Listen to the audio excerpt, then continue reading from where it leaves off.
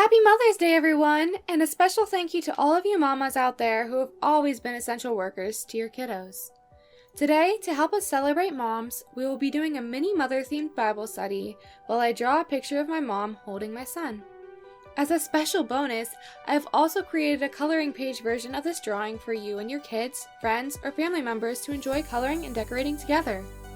The link to the downloadable version is in the description in the comments, and if you want to see how I made it, make sure to stick around to the end. Before we dive into our discussion, we must first define Mother's Day.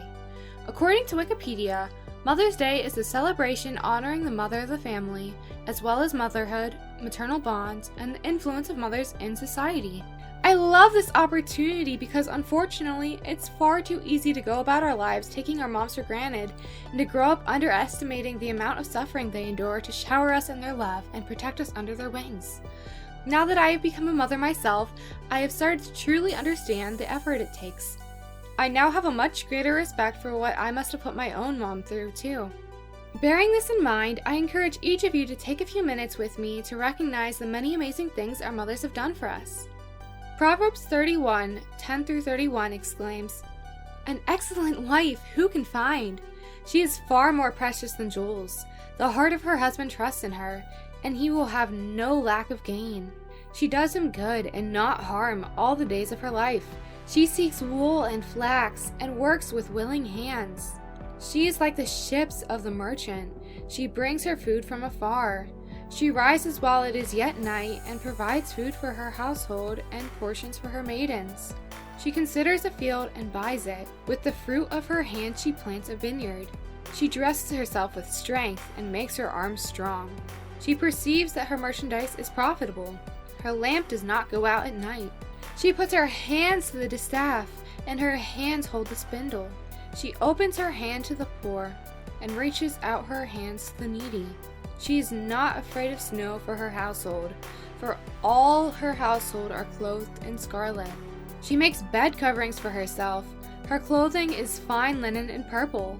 Her husband is known in the gates when he sits among the elders of the land. She makes linen garments and sells them.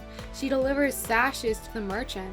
Strength and dignity are her clothing, and she laughs at the time to come. She opens her mouth with wisdom, and the teaching of kindness is on her tongue. She looks well to the ways of her household, and does not eat the bread of idleness.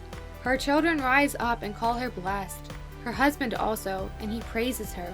Many women have done excellently, but you surpass them all. Charm is deceitful, and beauty is vain, but a woman who fears the Lord is to be praised. Give her the fruit of her hands, and let her works praise her in the gates." I want to challenge each of you today to let those verses sink in and to evaluate our own lives in light of them. Many of you are still blessed to have your mom in your life, but when was the last time you thanked her for all she has done for you? When was the last time you called your mother blessed and tried to intentionally bless her more?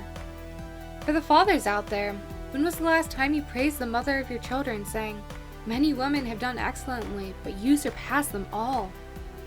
I'm not saying give praise where it is undue, but I do think it is important for us to revere and respect the women in our lives who have indeed done so much for us while receiving little in return. Where possible, let's try to correct that moving forward. We know it will not be in vain. Deuteronomy 5:16 agrees, saying, "Honor your father and mother, as the Lord your God commanded you, that your days may be long, and that it may go well with you in the land that your Lord your God is giving you." Let's pray. Dear Lord of heaven and earth, you are so holy and so good. Thank you so much for blessing each and every one of us in the ways that you have. Thank you so much for the mothers who have helped us to grow, not only physically, but even more importantly, spiritually, into you and into the ways we are to go. God, I pray that we will use this opportunity to honor them and to honor you more. May you be glorified through us, and may we be the people and the mothers you call us to be.